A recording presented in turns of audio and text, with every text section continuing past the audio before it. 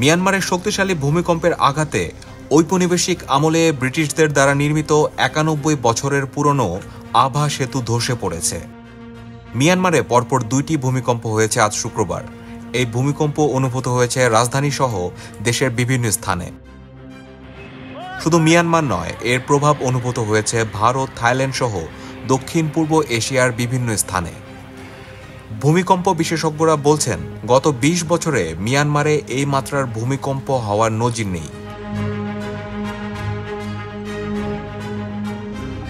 মিয়ানমারের গণমাধ্যম দ্য ইরাবতী জানিয়েছে, ইরাবতী নদীর উপর নির্মিত আভা সেতুটি দীর্ঘদিন ধরে মান্দালয় এবং সাগাইং অঞ্চলের মধ্যে সংযোগ স্থাপন করে আসছিল। আজ দুপুরে মান্দালয়ে ৭.৩ মাত্রার শক্তিশালী ভূমিকম্পের আঘাতে সেতুটি ধসে পড়েছে। এ ঘটনায় কেউ হতাহত হয়েছে কিনা জানায়নি ইরাবতী। এছাড়া ভূমিকম্পে মান্দালয়ে, নেপিদো এবং অন্যান্য এলাকায় বেশ কয়েকটি ভবন ধসে পড়েছে বলে জানিয়েছে ইরাবতী। মিয়ানমারের মধ্যাঞ্চলের এই শক্তিশালী ভূমিকম্পে দেশটির রাজধানী নেপিডোর বিভিন্ন সড়কে ফাটল দেখা দিয়েছে। ভূমিকম্পটির উৎপত্তিস্থল ছিল বাংলাদেশের পাশের দেশ মিয়ানমারের মান্দালয়ে। ঢাকা থেকে উৎপত্তিস্থলের দূরত্ব ৫৯৭ কিলোমিটার বলে জানিয়েছে আবহাওয়া অফিস।